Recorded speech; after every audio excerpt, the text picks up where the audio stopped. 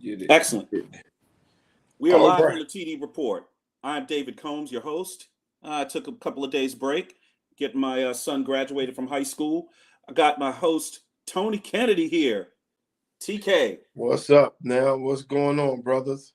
Everything, man. Everything is everything, man. Got my kid graduated from high school, so on to the University of San Francisco in a couple of months. Start getting ready to get Congratulations. impact, man. Congratulations. Yeah, that's a big thing, man. Going out the West Coast. Um, Yep. I remember when he was just like what 1, 2 years old. Now he Yeah, ready to just roll. yeah, he's ready to go. Yeah, it was a lot of work, man. So thankfully got that done. But we're here to give you what I consider the best podcast in sports here at the TD Report. Hopefully Jody joins us later. We're gonna go ahead and get started. We're just gonna jump right in. We have some, a little bit of sad news from the Hunt family. Tony, you want to clue us in on that? Just kind of give us the history of the Hunt family, what they mean to the NFL, and what's going on there. Well, folks, Miss Norma Hunt passed away at 85. Uh, may not mean anything to you guys, but she was the only lady up until now that has attended every Super Bowl. She has attended 57 Super Bowls. So let me give you kind of the background of the Hunts. The Hunts were battling, I think it's the Murchisons. And they both started in Dallas. Kansas City started in Dallas when Dallas started. So they both were there 1 year together. But Kansas City got a great deal, gave them a great deal to get eventually the Chiefs out because they were called the Dallas Texans versus the Dallas Cowboys. So they went on and moved to Kansas City. But the Hunts never moved their family. So Lamar Hunt and them Damn, just said, lost okay. Tony right. You froze on me, Dave. Your new equipment froze on me, buddy. Yeah. What'd you say? Yeah, we lost you right when you got to the good part of the story. So let me get it together for our viewers. You said the Murchison family, Yeah. and it's who was the original owner of the Cowboys? Tex Schramm, I right? think it was Murchison. It was the Murchisons. All right, so they owned the Dallas Cowboys. So they had an NFL. Was this? No, they had the Dallas Texans. No, the Cowboys were always the Cowboys. The Hunt family owned the Dallas Texans, which are the Kansas City Chiefs. That's That what was they an were AFL called. team, Tony. They were AFL team. Okay. So what happened when they came in? They came in and said, "Okay, we got a better deal for you in Kansas City." So that's how the Kansas City Chiefs became the Kansas City Chiefs. They started as the Dallas Texans. But why Dallas is so big is that their family stayed in Dallas, and so that you know, their family stayed in Dallas. But so he would go back and forth with NFL meetings and everything else. So you got to understand, when the merger happened, the first two games were called the NFL. They were called the World Championships. It wasn't called the Super Bowl. The Super Bowl got its name from Norma Hunt playing with her kids. Her kids used to play with something called a Whammo Super Ball. I remember If you know those. anything about them, you'll bounce them up and they can go anywhere. So the kids complained that they would lose the Super Bowl. And oddly enough, he was sitting in a meeting one day and he looked up and he told the owners, "I got the name of the game. The name of the game should be called Super Bowl." And from Super Bowl 3, 68, 69, that is the name of the game. And she has been to all 57. But the story that she tells me, the streak almost stopped. Her husband, Lamar Hunt, is on a dying bed. He tells her to leave the room, bring his kids in. He said, no matter what happens to me, if I die, you get Norma to that Super Bowl. And that's what they did, and the rest is history. She's been to every last one of them. If you saw, I did an article on one of the guys. It was 3 other guys who have been to every Super Bowl. Mm-hmm. So she was the only woman on record that had been to every Super Bowl. And the picture that you see on my page dedicating to her came in 2019. And I would go and see her all the time. So let me tell you, so Jody knows from last year, we're right behind the stage in a waiting room. And that room is where all the families, all the famous, everybody's in. And so we're back there. So every year when I would see her, I would, say hello to Clark and everybody, but I would talk to her. Now, oddly enough, the daughter, nice looking, the wife, and everybody's nice looking. I go straight over to her because, you know me, I'm a historian. I want to get everything out of her, speaking to her about so many other different things. I did that like 2 or 3 years in a row. And then last year, when I saw him, he looked at me and was like, hey. And I said, is your mom here this year? And he's like, no, she didn't make it.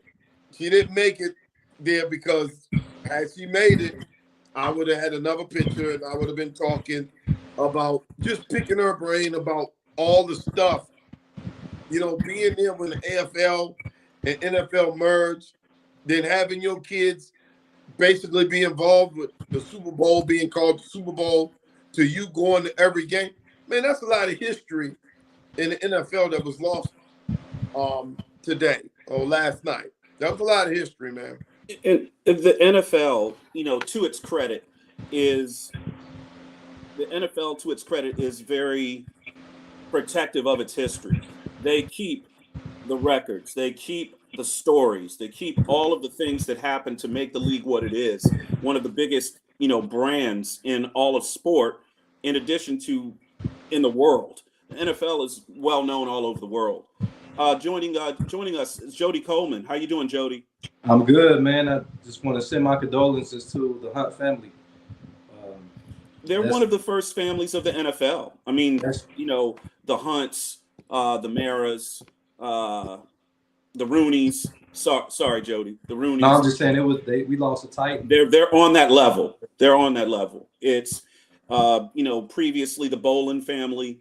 Those were the big families. The Bidwills, even though they're not popular, but the Bidwills been around a long. Bidwills were around a long time. I don't want to say the name because the Ravens fans are going to come down on me, but now they're in Indianapolis. I won't say the name because the Maryland fans will log off as soon as we say the name. But now.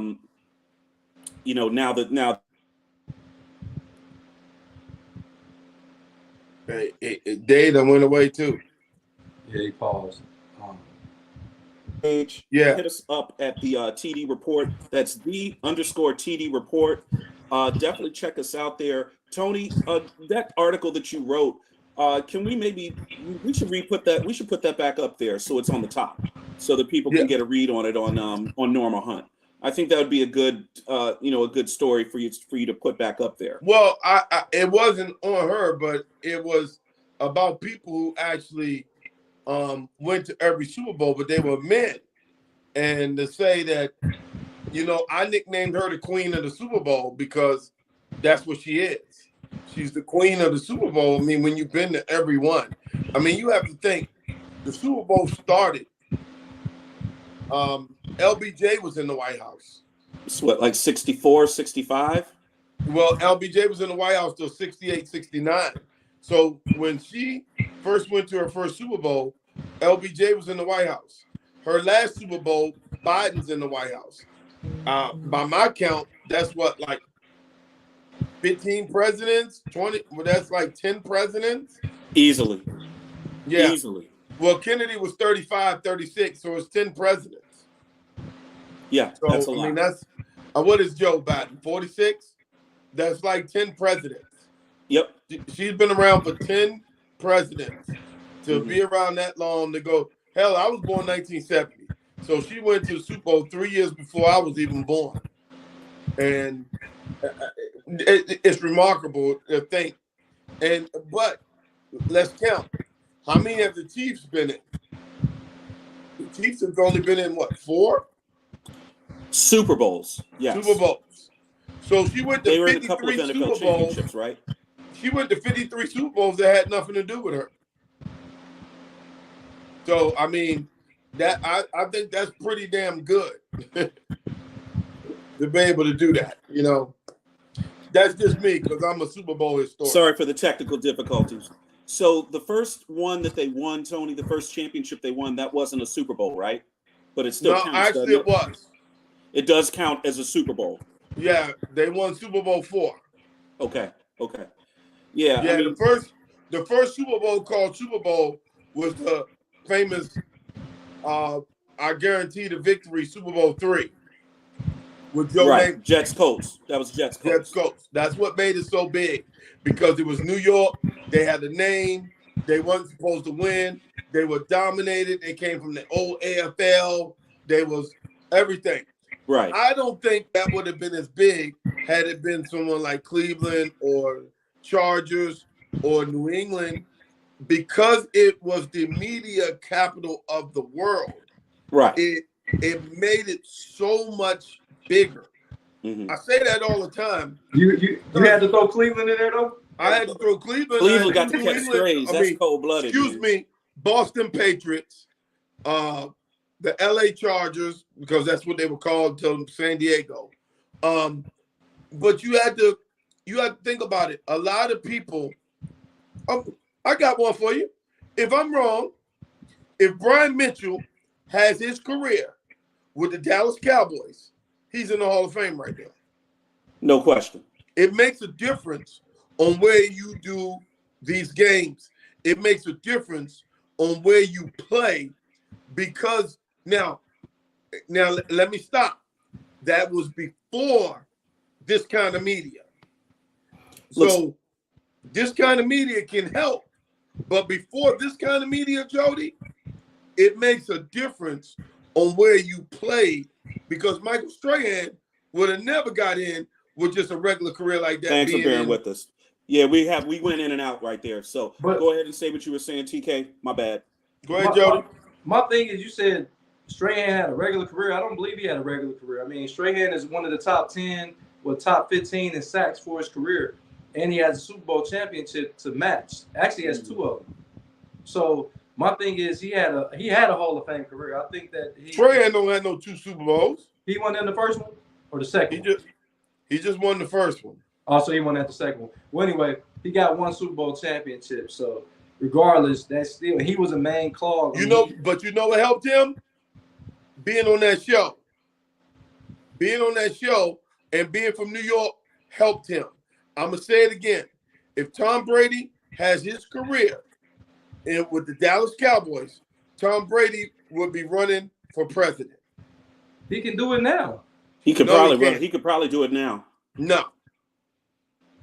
New England is listen, for what he's done in the hardest sport, they don't talk about it enough. They really don't. They really don't talk about it enough. I mean, think about it. John Stockton and Karl Malone together has probably had the best Batman and Robin career in history. And they try to downplay that because they played in Utah, in Salt Lake City. Had they had that career in Dallas, I mean, in LA, if you eat it, yeah. If not, don't heat it up. If they had that career in Boston or LA, man, they have statues for them dudes. I'm going to disagree slightly with that because I believe that the career that they never won a championship. So I think if they win at least 1 championship in Utah, they will be mentioned. But when you say the best duos, you can't really mention them in the best Batman Robin duo because of the fact they didn't win a championship. They're one of the best.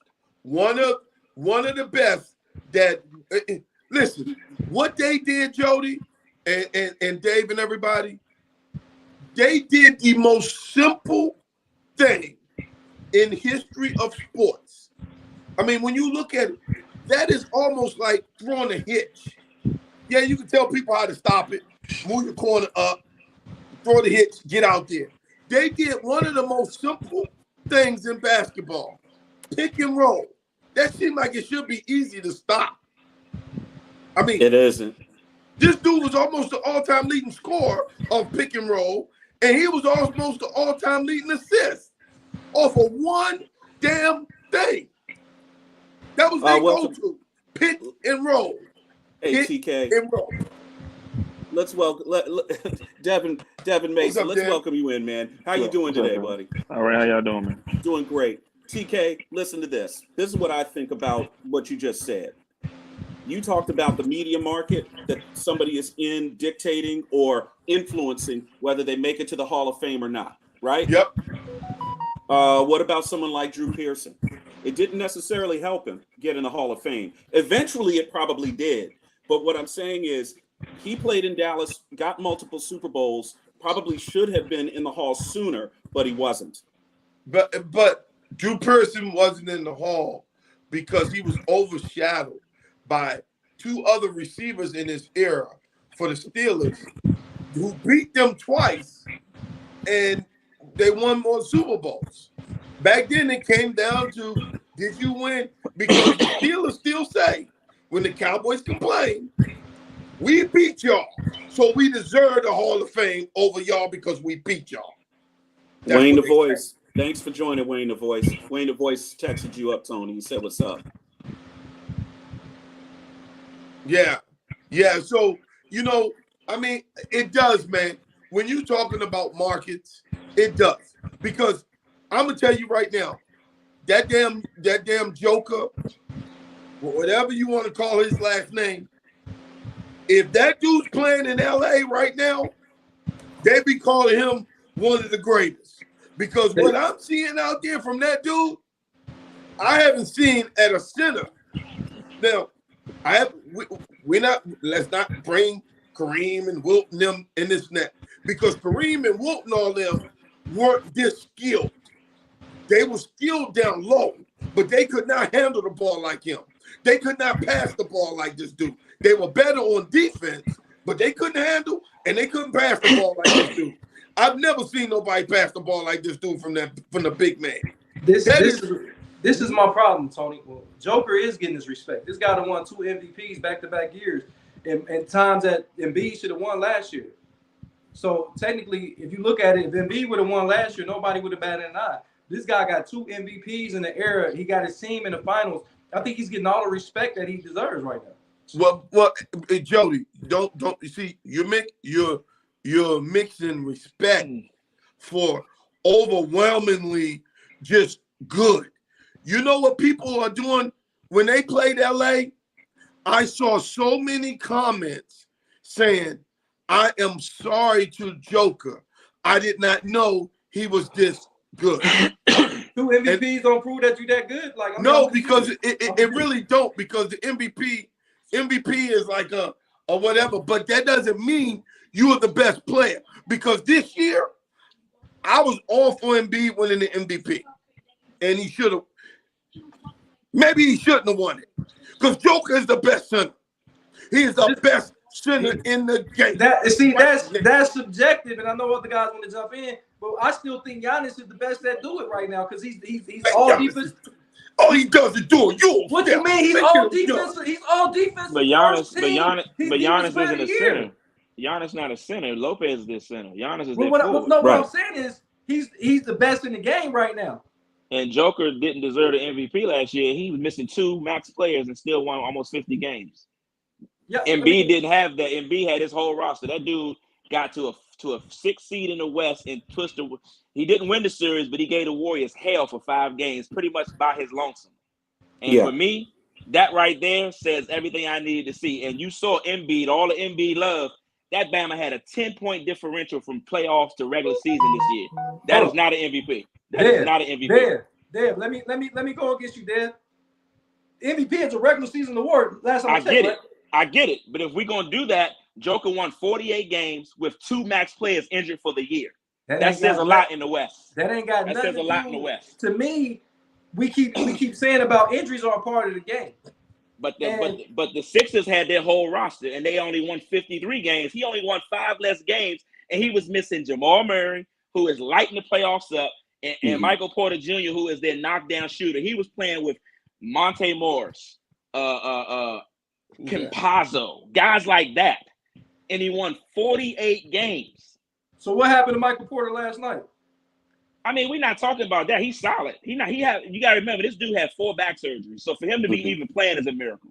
So 4 back I'm surgeries. not going to ever fault the kid, because the kid, to me, 4 is back what you call perseverance. He had 4 back. He had 4 back lumbar surgeries before the age of 23. He had a back surgery out of high school, didn't he? His whole family has a history of health. Hey, is Josh coming on? You know, so for me, I think Embiid's great. I'm the biggest Kansas fan on here, so I'm going to support Embiid. But I'm going to be real and say, when the chips are up, that Bama ain't nowhere to be found a lot of times. Oh, no. I'm agreeing with you. Joker, on the other hand, just went into L.A. and won 2 games in games that people said they had no chance at winning.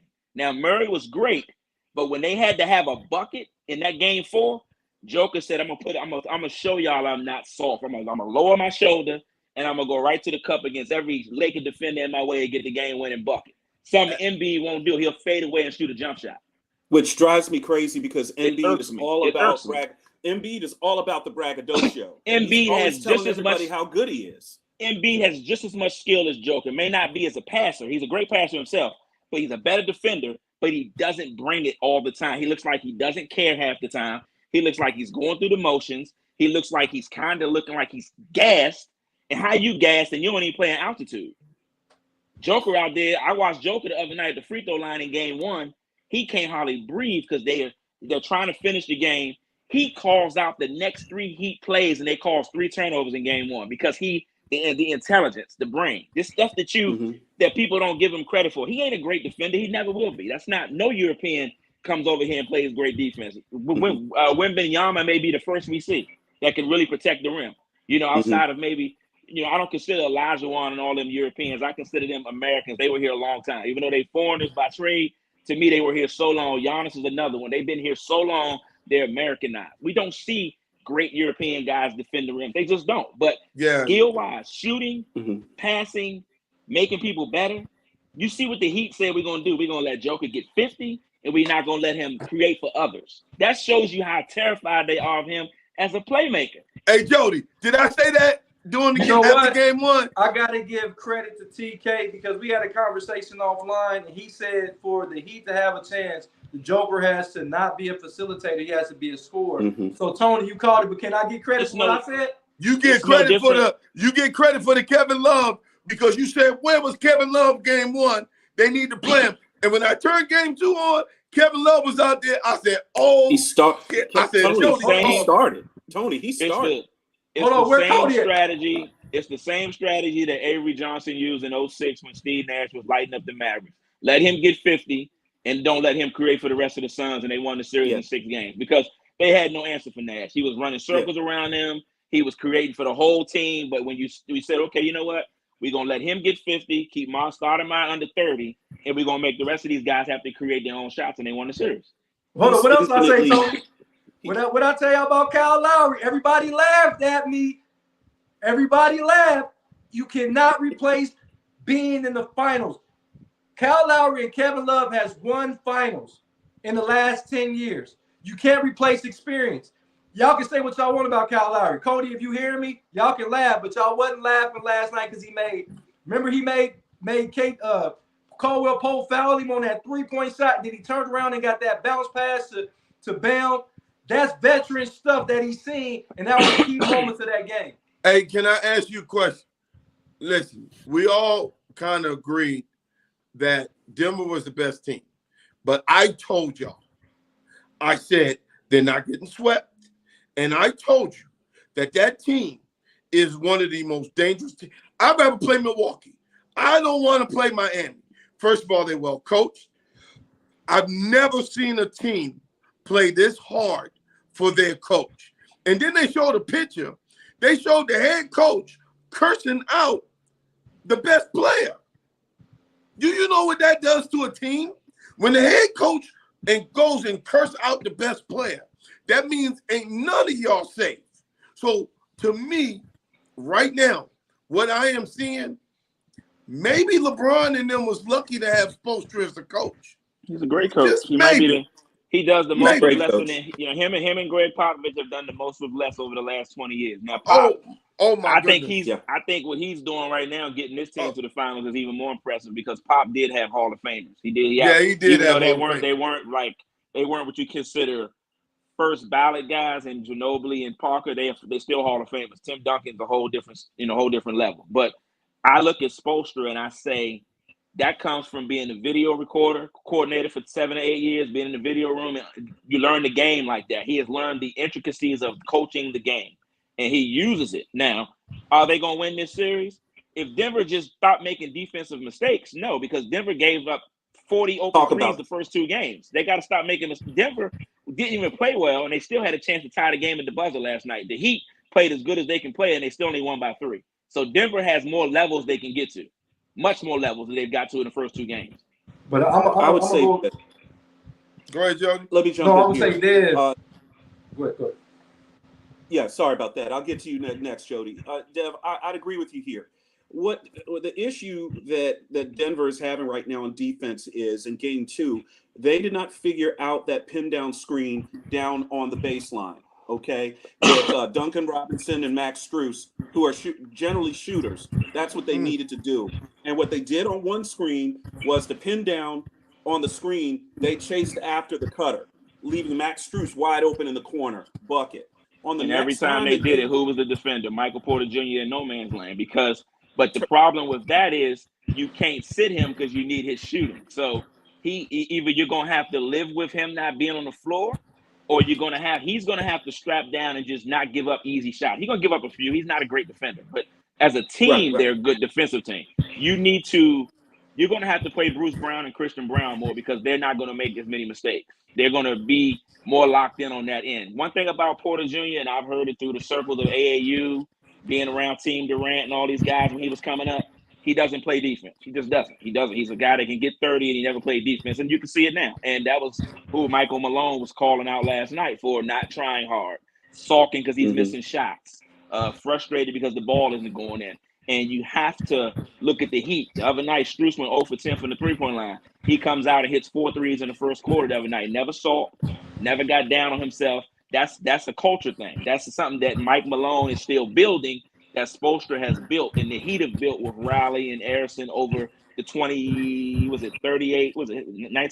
years of being a franchise. They've built that over time. Riley been there the whole time since 95, if I'm not mistaken. So you look at them and you go, Denver is getting caught looking. They're getting caught ball watching, and they're not staying with their guy. And last night, the Heat had a night where they made 17 for 35 threes. Are they going to do that again? Probably not.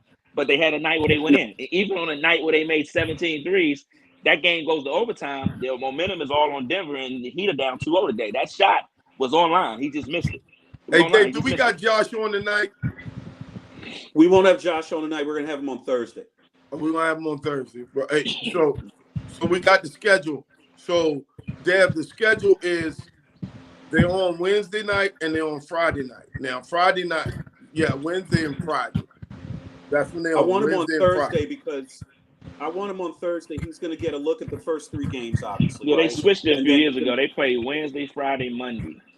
Yeah, they play it now Wednesday, Friday, Monday. So we get him after game 3. And then he can lead us in. Yeah, he can lead us into game 4. Game 4 is going to be extremely crucial because that would be the game that if Denver doesn't win game 3, the game they want to win is game 4. They better win game 4 if you're Denver going back. You need to win game 3 because game 4 is, if you go down 2-1, man, that momentum is going to be so. The Heat are going to start believing even more because now they're at home. And sorry about be the like, technical difficulties, everyone on the TD report. But just waiting on the fellas to get back online. Yeah, the Heat have strategies, man. They have a good. They have a coach that really puts them in position to be successful. That's what gives them any shot against anybody. The way that he adjusts to things, he does the best of Okay, that didn't work last game. Okay, we'll take our lumps and we'll go back and we'll get to the drawing board and we'll figure out what's going to work. And every series, he's figured out something that the other team has trouble with. And in the first 3 series, he said, "I'm gonna play zone." And I was telling my buddy, the big issue with the first 3 series, nobody had a playmaking big to flash to the middle to break the zone. Game 1, Joker. Man, we're hitting. We lost Jody there we lost Devin there for a second. We'll get him back. Hey, Jody, Well, take me just take can me y'all hear through. me? Go Yeah, ahead. we hear you. Well, just jumping in real quick about the series. We seen this play out last year. I mean, not last year, but the year before last, when the Phoenix Suns went up 2-0 on the Milwaukee Bucks, and Milwaukee ran off 4 games and won 4-2. When we thought that the Phoenix Suns and Chris Paul was finally going to get him a championship. So the danger that I see for Denver right now is a lot of stuff that Dev was saying, because now, Tony, you seen the formula that worked for them.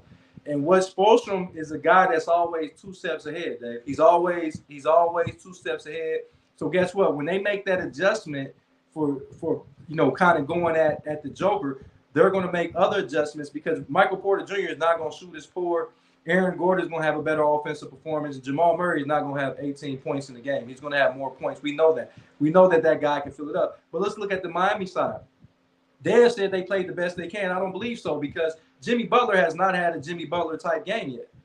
He has not had a Jimmy Buckets. He's still Jimmy Butler right now. He ain't had a Jimmy Bucket type game yet. And that's scary for Denver, because when Jimmy Buckets get going, when we know what he can do, we know he can put that team on his back and score 35.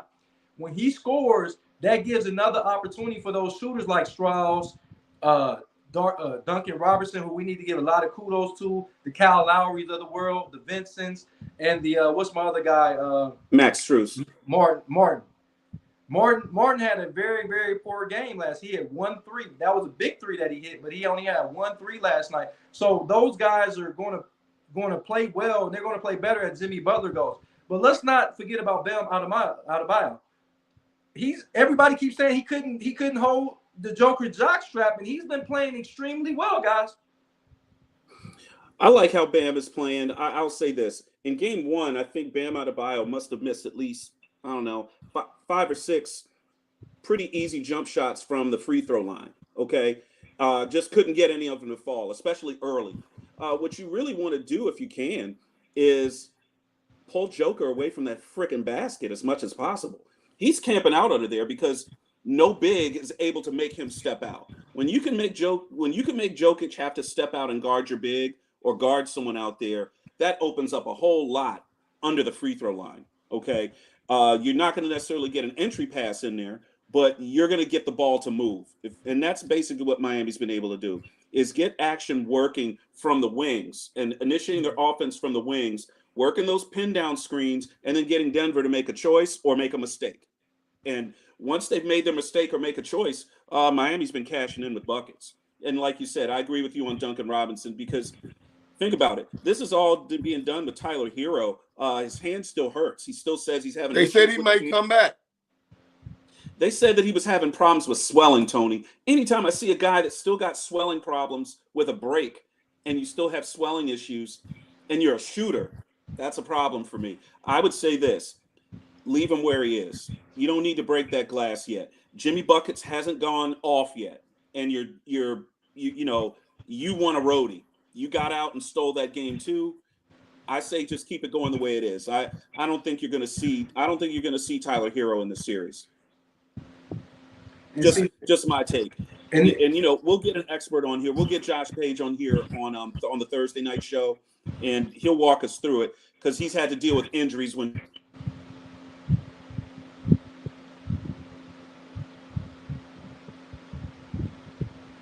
Everybody freezing tonight, Jody. Yeah, I don't know what's going on, but Dave made a good point about getting Joker away from the basket. The way you're going to be able to get the Joker away from the basket is you're going to have to get Kevin Love and give Kevin Love more opportunities to shoot the trifecta, because we know that he's a knockdown shooter. And eventually, if he hits 1 or 2 shots and get going, Kevin Love can have a throwback game from Cleveland or Minnesota, and he can have one of those games, because I know he got one on many. It won't be many, but he got one game left in him. And you can, like you said, if you can get the Joker away from the basket, they do a lot of pin downs, like you said. They do a lot of cutting to the basket. They even rolled out the pick and roll with Kyle Lowry and Bam, and it paid dividends. We got a 3-point play out of Bam when they ran the pick and roll. So you got a lot of different action and misdirection plays. Denver is not a great defensive team. Let's make no mistake, they're not a great defensive team. So when you have Denver have to focus in and lock in on defense, that it affects them on the offensive end of the court. Mm-hmm.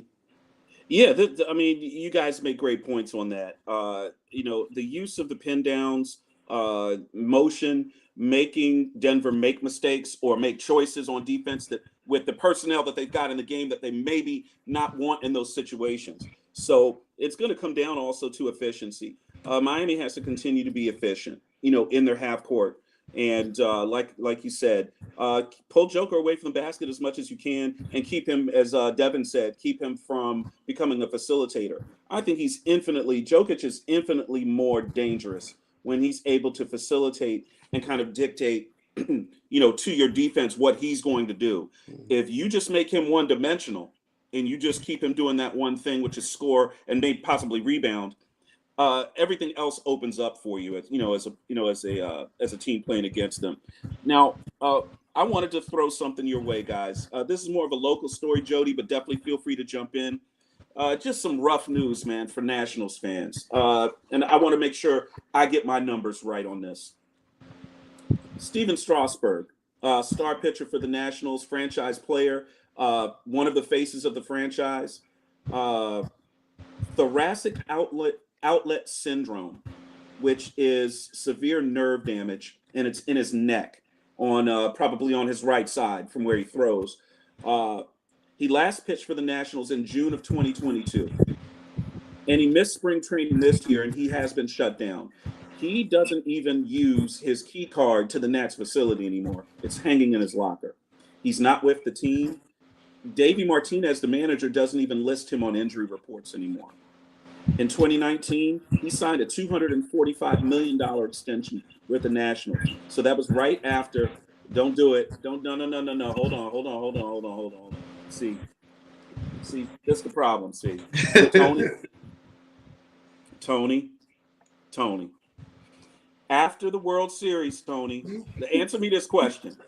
After that World Series. I don't get it. That's what he's doing now. No. After winning the World Series, where he's the World Series MVP. That one World Series shouldn't be no 240-something million. If the Nationals did not sign Steven Strasburg after he won the World Series for them,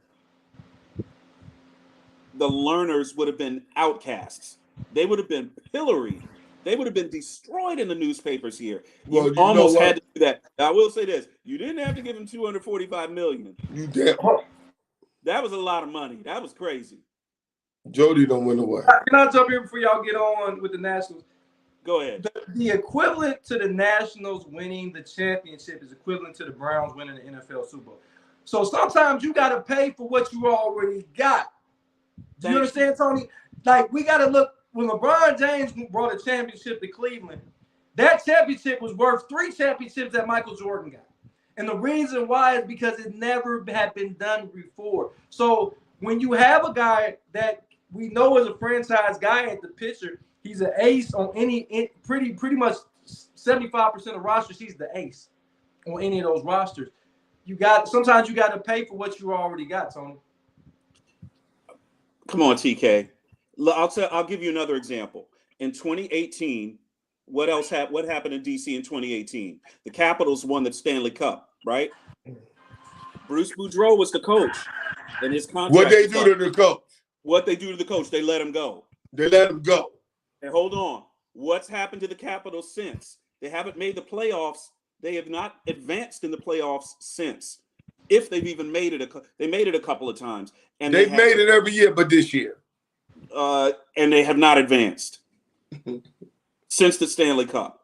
So if you are the Nationals, you finally get this World Series that you had been trying to get since you drafted Strasburg and Harper. Harper is long since gone. He's gone. Now Trey Turner is gone. Actually, I just saw them last week when the Phillies were in town. Who else is gone? Anthony Rendon is gone. I mean, basically the guts of this team is now either gone or retired. And at this point, you need a reboot. The way that the Nationals look now, not too bad. They have a decent record. There are a lot of young players out there. You got a lot of young guys coming up. But Tony, Steven Strasburg is headed towards, to me, Steven Strasburg is headed, oh, by the way, this is what really makes it bad, Jody. The Nationals did not get insurance on that contract. So they will be paying it unless they can come up with some sort of settlement. So, and Scott Boras is his agent. Dave, if you take away teams like the Yankees, the Red Sox, the Dodgers, any other team would have sacrificed their left ball to win a championship. When you win a championship, it's not for the faint of heart. It's teams like the Reds who ain't won since 1990. It's teams that haven't won in years. Look at what the Florida Marlins did in the late 90s and the early 2000s when they basically they basically mortgaged their whole franchise to win 2 championships. Look, Tony, when Kobe Bryant retired, he signed a huge contract before he left. He didn't get paid for what he was about to do. He got paid for what he already did. Yeah, that's all I'm saying, Tony. I didn't have a problem with, listen, as far as I'm concerned, if Steven Strasburg walks in the bar where I'm at, he ain't paying for his drinks. And he got enough money. He got more money. You damn right. He should buy me he the should bar. be playing. He should be doing Make-A-Wish for everybody up in that joint. It's metaphorical, right? But what Steven Strasburg, and to a smaller degree, what Steven Strasburg and Bryce Harper, what those guys did for baseball in the city of Washington was huge. Whole generation of kids play baseball here in the city, in this DC metro area. That's great. Largely because those 2 guys were their heroes. And, good for them. It was important to do. But I will say this. I don't begrudge the Lerner family for paying Steven Strasburg that money. I really don't. I think I knew his arm was squirrely. We all knew that. We all knew that Steven Strasburg had nerve problems, issues with his arm throughout his career. And that's, why you pay him the? You had to pay him the money, Tony. Tony, listen. You had to pay him the money. You're saying. Now, if the Nationals would have never won a championship and you paid that money to this guy, then I would have had a problem. But it's like they paid for what they already had. Sometimes you got to pay what you owe. And a lot of times people be scratching their head at certain athletes. I scratch my head when a guy ain't won nothing. But if a guy wins something, I don't care what sport it is, Dave. You have to be able to, I'm agreeing sometimes with they mean much more than what the naked eye is showing. They mean much more.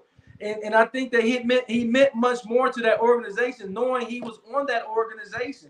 He sold tickets just because he was on that roster. Listen, he went undefeated in that 2019 postseason. I think he went 6-0. Okay, 6-0 in the postseason, and with the Nationals coming home down 3-2 with playing in Houston, an elimination game, he put up 8 innings, 7 strikeouts, and gave up 2 runs to force Game 7, so that you can even put Mad Max out there in Game 7, and they eventually end up winning the series. So that's what they paid for. That's what you paid him for. So we're not going to talk about the top of the 8th inning hit that changed that game. So we're not going to talk about that. But we're going to talk about Strasburg doing what he's supposed to be fucking doing. Man, Strasburg has stole so much money from this damn organization. And listen, no $245 million. When we still have Trey Turner, when we still have Rendon, when we still have some of them other players, they'll sign him. Now look at us. We're in the damn basement. Let me ask you this. Can't afford. Tony. Listen, they can't afford. Listen, they had already lost Rendon, but I will say this: Anthony Rendon was not going to sign here, no matter how much money the Nationals gave him. He was not coming. He was not going to stay here. Hold on. Dave. Go ahead. How much money has Mike Trout stole from the Anaheim Angels? What has he won? What has he won? Aaron Judge just signed a huge contract with the Yankees. What has he done? Come on, man.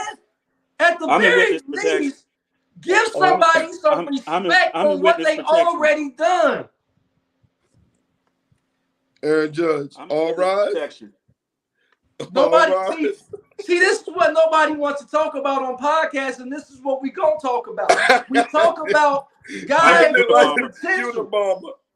Listen, he look like I love Mike Trout. I think Mike Trout is a phenomenal player, but he ain't won nothing. He said Dave is imitating Mike Trout. Right. Listen, Dave, they got two of the best players in baseball on their roster, and they can't get to the playoffs. Can't do shit. So I don't want to hear about people that actually won something getting paid. Because when you a fan, New York anyway, or LA. Think about, look at all the players. Tejada, he can't even stay on the field. Nope. Neither can Rendon. I'll say this. Aside from Bryce Harper and Trey Turner, the Nationals that have left ain't done nothing. Juan Soto is hitting something like 240. He can't. His stroke that he had here in DC did not go with him out to San Diego. It just didn't. He is not the same player. So as far as I'm concerned, think about this. If you're Nationals fans wanted the Lerners to give Juan Soto $500 million. Right. Can you imagine if they had given him the $500 million and he was hitting 245? Think about this, Dave. Do y'all remember Robertson Cano that played for the Yankees and he went out to Seattle to never be heard from again? Yeah. Robbie Cano is a great player. Tony, I talk thought he to was me. a great player.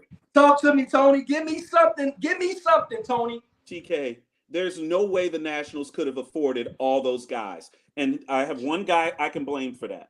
One guy.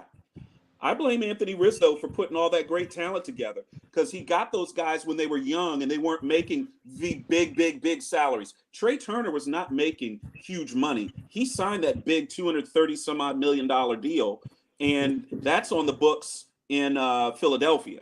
They're paying that. So I could sit here with you. You give Juan Soto, everyone get your pens out.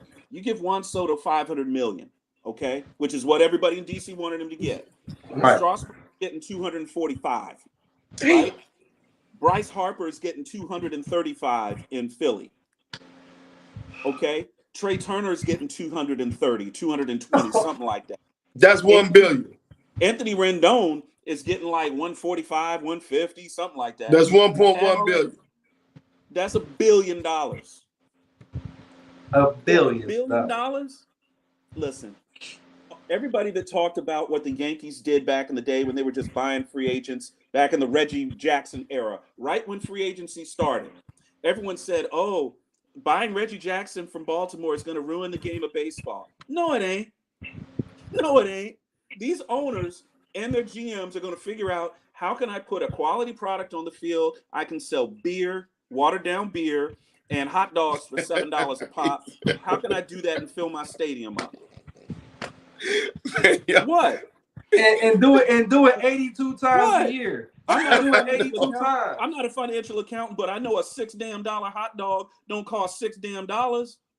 Dave, let me throw some. Yankees sell out every game. The Red Sox sell out every game, and they play 82 of them. They play 80. What they play about 82 games? 81. Yep. So do the San Francisco Giants. So do the Braves. Even when they're not great, they still sell them tickets. What's the average ticket cost? We looking at about, if you want to average it out, probably about $300. No. Average Major League Baseball, if you look at all the different levels of tickets, about $45, $50. Yeah, $30 to $50. You have to factor in at Nats Park. Hey Jody, next time you're in town, we can go stay. We can go up at the Red Loft up there in left center field. It's $10.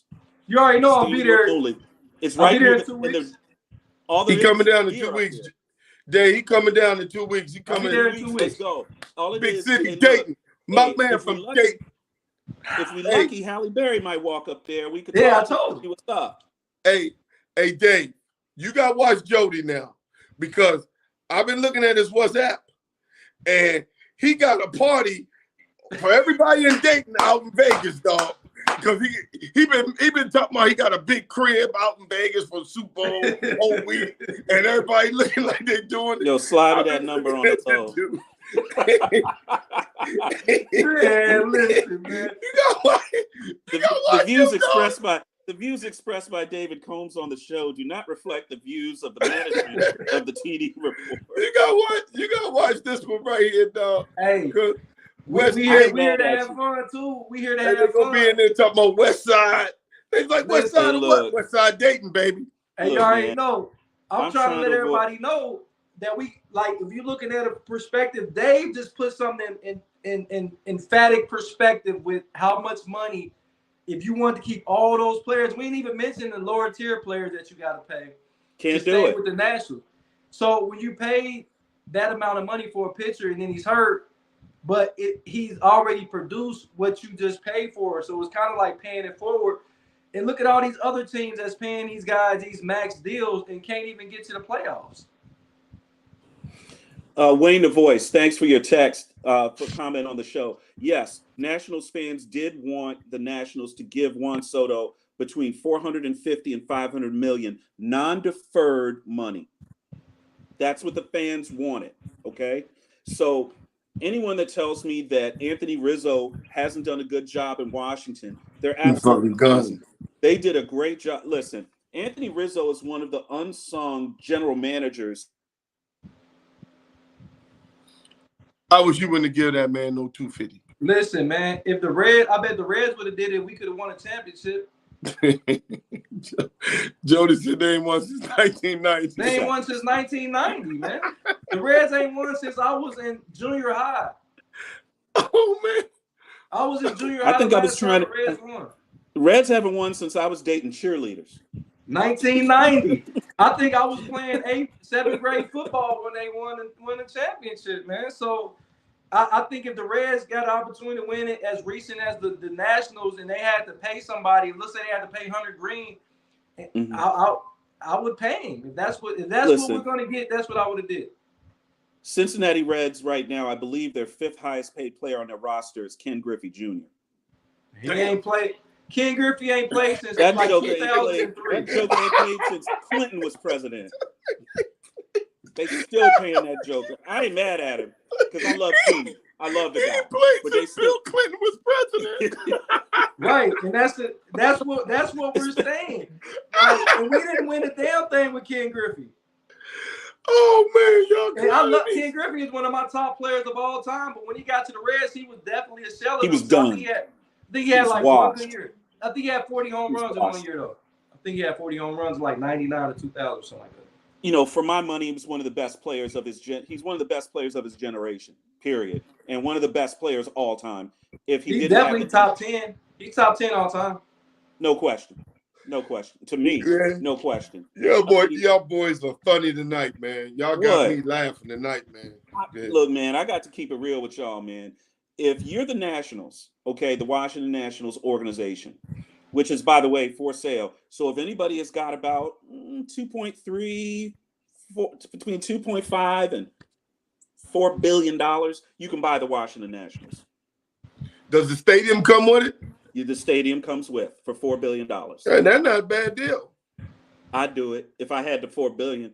I'll tell you what. I'm not giving them $4 billion. Everybody, I'm going to get some investors. I'm going to get 4 billion investors at $1 each. We're going to get this. We're going to crowdfund this month. We're going to crowdfund this joker. This is going to be 4 billion people. We're going to be 4 billion people that done giving me $1 each. And we're going to sit here and vote online as to what we're going to do with the team because I won't be majority owner. I'll have 4 billion of a share. So I would say this. I went to a Nationals game last week. I can't remember who they played. But no, actually, Juan Soto was in town. They played the Padres. And Manny Machado was hurt. And honestly, the two of those teams, those two guys being back here in D.C., Machado, who started out in Baltimore, he was drafted by the Orioles. And he was here around the same time that Harper was. They were about maybe a year apart, 2 years apart. So they're both really young guys that could have been great stars of the game. Right here in D.C. and Baltimore. Machado leaves for greener pastures, gets the big deal. I think he's $230 million, something like that. And he's worth that money. That's cool. but he's out there in San Diego. So getting those two guys back here, at least on the Eastern Seaboard, and watch them play, it's a microcosm. So let me. The Orioles are good. The Orioles are good now. So They're one of the Dave, best teams in baseball. how can San Diego get both of those players, but we can't get two of them? They got 3 of them. They got Tejada too. You talking about Hey, Tatis? You talking about Tatis, I'm sorry. Tatis, But- yeah. But let me throw that out there. What have they won? Nothing. Maybe they should use some of that money in pitching. Oh, Yeah, 'cause- that's the good call, Tony. That's the real problem. It's the pitching. Also, if you look at the bottom half of their lineup, the bottom half of their batting order, it's pretty bad. You know, those guys, there ain't nobody there in that bottom half. Basically, in a playoff series, I would look at their batting order past the 5 or the 6 hole, and I would say, oh, these are outs. These are guaranteed outs. Go get them. You can pitch around. You should be able to pitch around the San Diego Padres in a long series. You should be able to get around that. Dave, you ain't got to pitch around them because half of them going to be hurt or suspended for steroids anyway. Man, y'all better leave these peoples alone, man. I ain't leaving nobody alone. Hey, dog, I don't understand in baseball how these fools always hurt. They got the AD syndrome, always down. I mean, this is ridiculous, dog. I mean, what you hurt in baseball? Tell me. What do you hurt? You play 162 of anything, something's going to break. Okay? I tell you what. It just is what it is, Tony. I tell you what, Dave. You put me out in the middle of that field right now at 53 years old, and you giving me 100 or whatever the million that they getting, I'll be out that month every day, Tony, at practice every day. Tony, you can't Back disrespect practice. the pitcher. 62-game season, Tony. The season starts what? In April? It starts on tax day. That's April 15th. Tony, you would not make it to July. Hey, dog. At 53. Let me show you something. Hold on. Let me show you what I mean. Lord, what Tony gonna do? You gonna bring out the Tony gonna get out the yoga mat? Come on, Tony. But see, Tony disrespecting pitchers. Hey, this is why I would make it. Because it's RX Sports, baby, CBD. This is why I would make it. It's for your aches and your pains. And slip me down on the low, kid. Listen, there's no THC. It's CBD. This is why I would make it, folks. Right here. RX Sports. This is why I would make it. You don't think those guys aren't using that? Hey, but Tony, you disrespecting pitchers. Pitchers have legitimate reasons to be hurt. I mean, you throwing at 100 miles an hour, 95 miles an hour. You know, they should be allowed to smoke weed openly. I don't disrespect the pitchers because of Tommy John and all that. But them regular players, them kickball players, fuck that shit. Hold on. I can play kickball. What about? Listen, I can play kickball every day. Who? What about catchers? They should be allowed to smoke weed. No. The catchers and the pitchers are totally different things. They should be allowed to smoke weed openly. The regular players that's out there running around their skimpies, I can do that shit all day long. At 53, I can go out there every day. Tell you what, give me 100 million. And I'll tell you what, from tax day to Labor Day, my black ass will be out there. I guarantee you that. Hey, Paul Adams, thanks for texting the show. Bobby Bonilla Day is July 1st. July 1st. Right. That's when Bobby Bonilla come down there to Citibank Park and say, give me my check. Give me my check. Which is some of the best stuff that ever happened. And guys who doing contracts, maybe you should look at what Bonilla did and try to do some of that for your contracts. His agent should be getting a Rolls Royce every stinking year from Bobby Bonilla. Every stinking year. I mean, it's one of the best contracts ever. Oh, your son's going to Stanford? Here, let me give you a check for that. Your daughter getting married? Hey, man, let me pay for that. She getting married in Dubai, man. You know, a private jet. Literally, this dude is cashing a check. What is it for every year? Is it $1 million or is it $7 million? No, it's $1 million, 1.7. It's $1 million. Yeah. Man, I would, boy. Every 12 months. July 1st, I would roll down there in my Maybach. I would walk in there in flip flops, shorts, and a wife beater. Give me my check. And not to mention how much money he made when he played. When he played for the Pirates, and when he made a ton of money outside of that contract. I would show up there so ghetto. I would show up in Tim's. I would show up in jean shorts with my bonnet on. I don't care. Hey, Dave, let me kind of bring fans up to think. Folks, this fall, the TD report may be on some real different stuff. These guys that you see on here, they're going to be interviewing some of the biggest and best ex-NFL players. Some of the stuff that we might have coming down through the pipe with Tom's Watch Bar and trying to take the TD report to another level. We do know that February 5th through 12th, we're going to be, they FaceTimed me right before I got on here. They were showing me the setup because they were showing me the cheerleaders for the Vegas team for the hockey championship. And they went live from Vegas. That Tom's Watch Bar in Vegas is off the chain, dude. Yeah. Open. Oh, dude.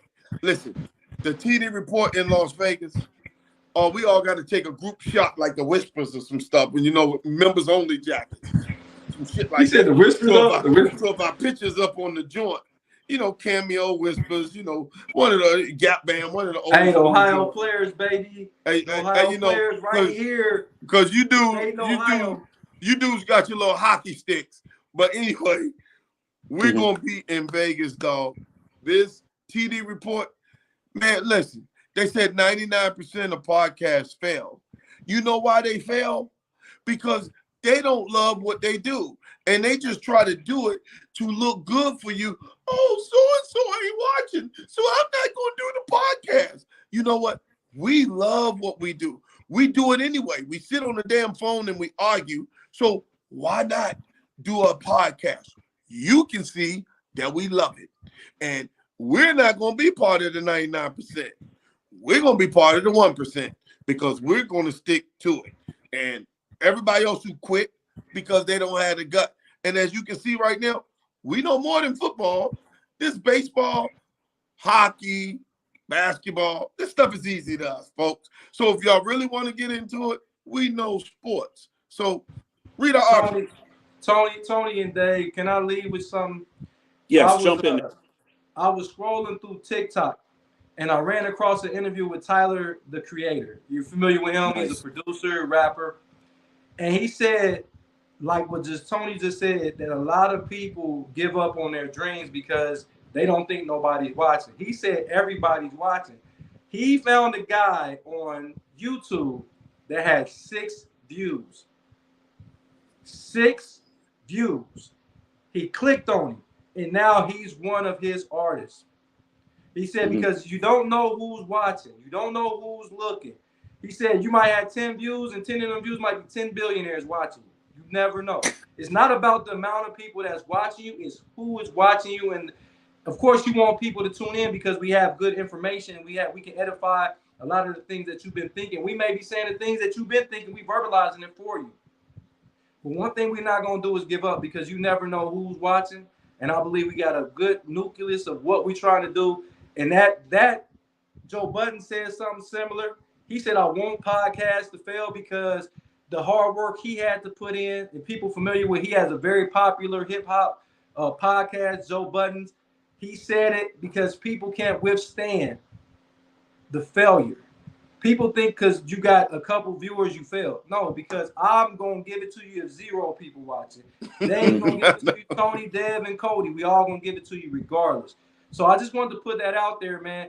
I saw it last night, man, and it almost brought a tear to my eye because a lot of people give up on their dreams because they think nobody's watching.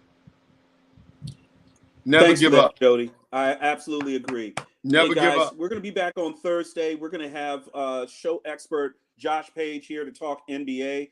I'm also going to hit him with some questions about the Washington Wizards, what's going on with our franchise here, because we ain't played in the finals since 1978. Since Jody was born. Jody was born June 19th, 1978, and The Bullets won the championship on June Bullets. 7th, 1978. 12 days Bullets. before Jody was born. So I Change the don't. name back. I never Change the seen name back to the Bullets. Yeah, it's your fault, Jody. They have won since you were born, man. Man, let me tell you something. You think I care about the Wizards? You don't give a daggone. So we're gonna be back on Thursday, and we're definitely gonna talk NBA Finals. We'll be talking NBA Finals Game 4 with Josh Page of our show. Tony Kennedy, love you, bro. Jody Coleman, thanks for bringing everything you bring to the show. Definitely hit that like and subscribe button if you've watched this for the first time. I can guarantee you, we've done worse shows than this. So if you want to give us some feedback on the shows we did worse than this one, definitely go back and hit us. And Go back and hit us. us. Definitely hit the website. Oh, We I have forgot. content. Tomorrow morning, tune in because I'm going to list the pet of the week. Pet of the week. The pet of the week. Last week, it was a service doggy. He's on the Secret Service detail. He's on the president detail. He was a service dog's dog. racist. And you know, I couldn't tell you too much about him because then he had to bite you. So them dogs are racist. I had to. He's been serving since 2015, and so tomorrow I'm going to announce who is the pet of the week. The pet of the week is always Debo because he's a West Highland Terrier. I know. Always the dog of the week. Him's is cute. I know. It's Debo. Hey, look, Debo is the first person we've ever thrown off the show. We had to throw Debo off the show. Yeah, we had to throw him off the show. He was trying to bite Debo is out here barking during the show. I'm like, yeah. What's We had up to with throw your him off the show. mans? Pet of the week, baby. Barking. Nominate Yes. the pet of the week. Inbox me. Love Nominate you guys, the pet of the man. week, please. Peace. Thanks, everybody. Y'all be cool. See you Thursday. Hey, make sure you watch me on the OTAs because I'm gonna be out at Redskin Park tomorrow, man, to see if I can get me some reps in, baby. I'm against all OTAs. I'm against the OTAs. I look good though, so you might want to bet on me this year. Everybody looks Okay. good with, All right, with shorts and t-shirts. The OTAs ain't nothing but the OTAs ain't nothing but the underwear Olympics. Hey, That's all listen, they do. I- Ain't nothing, man. I seen I'm sorry. 707 I hate game. We thought OTAs. dude was gonna be a Hall of Famer. I'm just saying. These jokers anointing people during OTAs. You got a list of who doing well in the OTAs. Hey, on that note, I'm out of here, man. I'm out of here. Thanks, everybody. Oh, Lord Jesus. Oh,